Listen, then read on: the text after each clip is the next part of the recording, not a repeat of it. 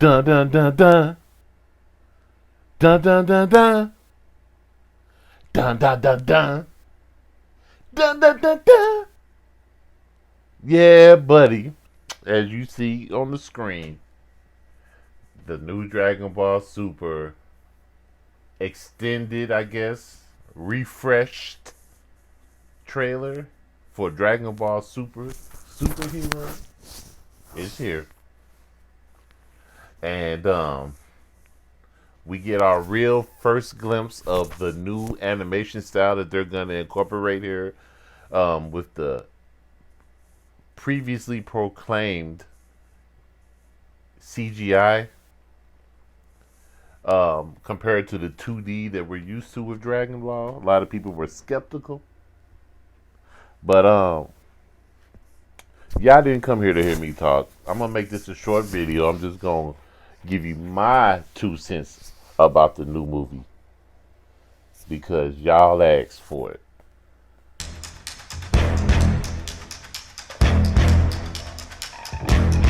And we start off with, oh god dang. We start off with an evil organization moving in the shadows. As this progresses, we see the red ribbon symbol. And let me just say before we go any further,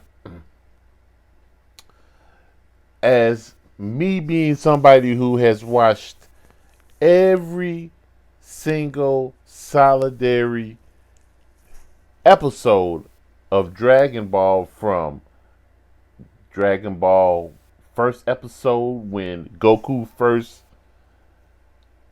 killed his granddaddy Gohan on the original Dragon Ball, all the way through to the last episode of GT, and of course every episode of Super. My lowest, other than some of the horrible filler episodes, my lowest moments of Dragon Ball viewership was on them Dragon Ball episodes where little baby Goku was fighting the Red Ribbon Army. I know the Red Ribbon Army is a joy to all of you in the world. You guys rant and rave about the Red Ribbon Army. I fucking thought that was the most boring, the most lackluster, the most slow dragging arc and story that ever was in Dragon Ball. I also hated when you speed up to Z, Dragon Ball Z. I hated leading up to the Android arc with, all the ghetto androids before 17 and 18 arrived, and of course there's a connection with that, and Dr. Gero or Gero or whatever is a connection to the Red Ribbon Army. And this looks like this is their opportunity. Like they brought back Future Trunks and I like that they brought back Future Trunks. But just like they brought him back for Dragon Ball Super, they couldn't wait to bring back their beloved Red Ribbon Army. Well, let's continue.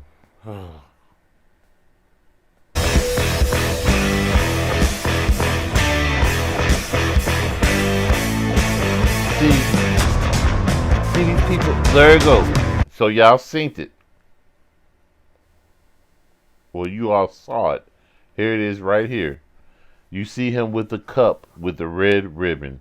Now, even though he got his Hero Academia as hoodie on, his High Hiroshima as hoodie on, he's still making it clear that he's the great grandson of the Red Ribbon founder that was so evil back in the day. Here's y'all opportunity, Toriyama and the Dragon Ball franchise, to make it interesting with the Red Ribbon Army. See, a lot of y'all didn't watch Dragon Ball. Y'all didn't suffer. We talking about Dragon Ball started off good with Goku as a kid catching up with Bulma while she's looking for the Dragon Ball. We first get introduced to the Dragon Balls as she's driving her little capsule car as a teenager through the jungle, and Goku's just being Goku, naive as fuck, just jumping around catching fish and shit, practicing karate kicks, and Bulma runs into him and they start their friendship. Then he meets Yamcha and all that stuff. He goes and gets trained by Roshi and all that stuff as a kid. Y'all didn't see all that. Cause what I'm saying about that is the Dragon Ball that we love with the Super Saiyans and the flying and kicking, that wasn't Dragon Ball in the beginning. It goes all the way till when you get to like season 5 of Dragon Ball, when he runs into like when he starts beefing with Tien, and when he starts beefing with Tien, then Tien is the one who starts teaching Krillin and shit how to fly, and and then Goku starts. Then Dragon Ball becomes Dragon Ball, but before the Red Ribbon shit, like season 1 and 2, when he's training with Roshi, and Goku learns like the Kamehameha and shit, that's fire. But it's when he fucks with Tien and beats with him, like in season 5, that he starts going up the Korin's tower and things like that, and he makes it to the lookout and all that stuff, and then eventually King Piccolo and all that stuff. That Red Ribbon shit, I'll tell you what it reminds me of. There is another low point. Motherfucking Dragon Ball GT, when motherfucking Goku gets transformed into a little baby Goku again, and he's with annoying ass granddaughter Pan, and they going on these god awful desert planet missions with Trunks, and you just had these long dragged out ass little stories of them slumbering around the galaxy and shit like that. That's how I felt about the Red Ribbon saga that you all loved in the original Dragon Ball, when he was a little kid beating up on the Red Ribbon army with they spy bots and shit like that. I didn't give no fuck about that. I wanted to see him Super Saiyan shit.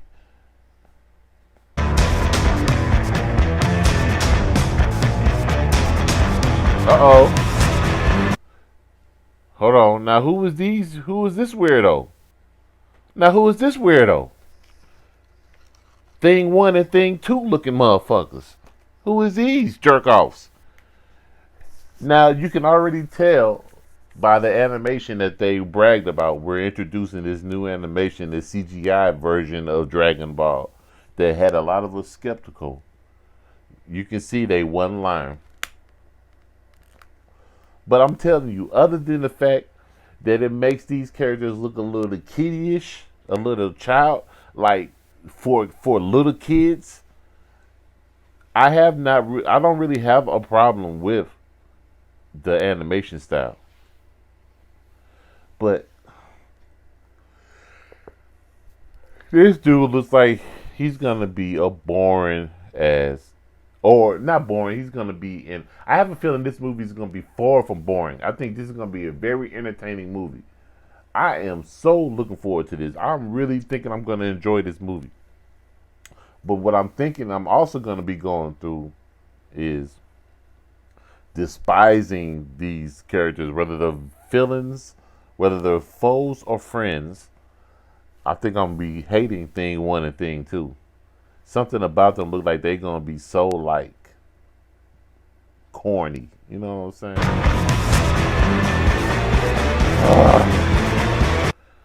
Now, here's the main reason why I wanted to go over this. There's the main reason why. When I just did my fussing a few moments ago, I fussed about GT. GT I loved for the point of the first episode, Goku looked like it's finna be business as usual. Then unfortunately he gets shrunk. Now, why I love GT was the advancement of the story.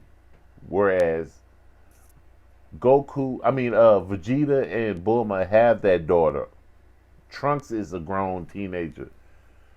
Uh, on Goku and Chi Chi's side, Goten is a teenager. Gohan and Pan, Gohan and Fidel, you know what I'm saying, are living their life. I loved that part. I love the maturity of the characters.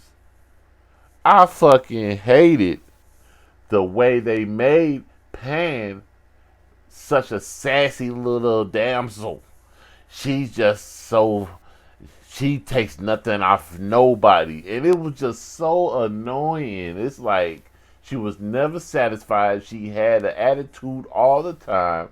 We're sitting up here like, we here to watch Goku. You know, we was happy that you came around, Pan, but the way they wrote her character was so annoying. And I'm afraid, guys, that they're keeping that up. I believe they're bringing back GT Pan. No, I was praying that the Pan of the new Dragon Ball, because Toriyama gave GT to somebody else for them to develop. And he just gave his blessings and I think produced it and got his credits for it. But it was somebody else, if I remember correctly, who wrote and directed that. And it was their decision ultimately to make the Super Saiyan 4 for Goku and to make Pan have that attitude and that sassiness, which was so irritating. So I said when Toriyama gets his hands back on Pan, maybe he'll go in a different direction. But here we go with Pan sitting here with the frown of all frowns. She's gonna be that sassy little devil yet again, and it's gonna piss me the F off. I just want y'all to see what I'm doing. See, look, ain't she frowning? Look. Huh. Okay. Look at her. She frowned up. Whether she's going Super Saiyan or not, or whether she's just feeling the breeze, or whether she's just getting spiritual, gathering spiritual energy. She looks like she has a fucking attitude. But here's something else that we need to address on a positive light. Piccolo Jr. Now, as entertaining as it is to know that Goku can reach every level that he strives for, Vegeta can stay step in step with him, we still be wanting to see sometimes Vegeta be the one to win the war and Goku not do it.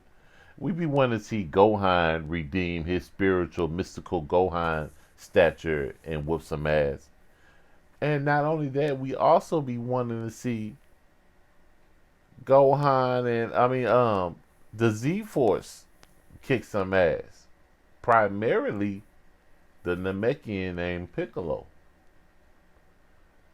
Piccolo just always falls short. Now, quick disclaimer. One of my favorite entries is the Dragon Ball Resurrection of F movie. Not the made for TV Dragon Ball Super episodes. The actual movie that preceded it. I think that movie was done excellent. And primarily, it's because everybody got to kick ass. Nobody was a flunky in that movie, including Roshi and Krillin and Tien and all them. If y'all remember the movie, not the episodes, but the movie, them 10,000 whatever military motherfuckers from Frieza Force that tried to attack them, they was handling their business, especially Piccolo. Unfortunately, when they redid it for the Dragon Ball Super series, Piccolo not only got his ass kicked, but he got killed by Frieza. So you know what I'm saying? Like, we just threw our hands up and said it's always gonna be Goku winning, and Piccolo's gonna always come short. Krillin's gonna always come short. All that.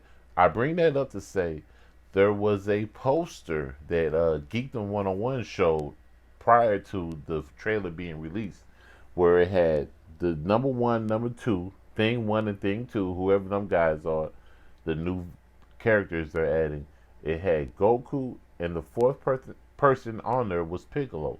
And to give Piccolo that much clout, and then in the trailer to give him so much clout, this won't be Broly. You know, Broly, Piccolo had a thorough ass little role, but it was way at the last end of the movie.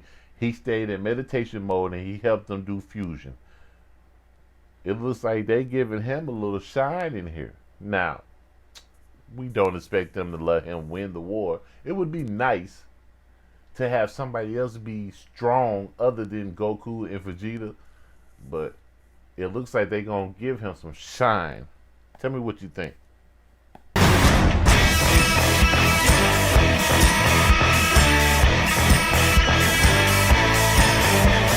They steady showing Piccolo.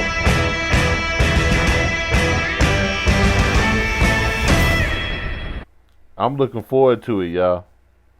What about you? Um, Let me know down in the descriptions, and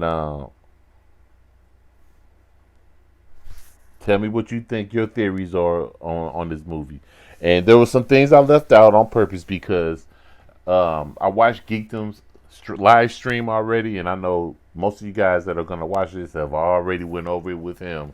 You know the fact that that's Broly that Goku is fighting in that dusty, cloudy scene, and it looks like they might be on either Vampa or on Beerus's planet. You know all that kind of stuff. Very interesting, but I can wait for the movie to find that part out. So I'm gonna holler at you.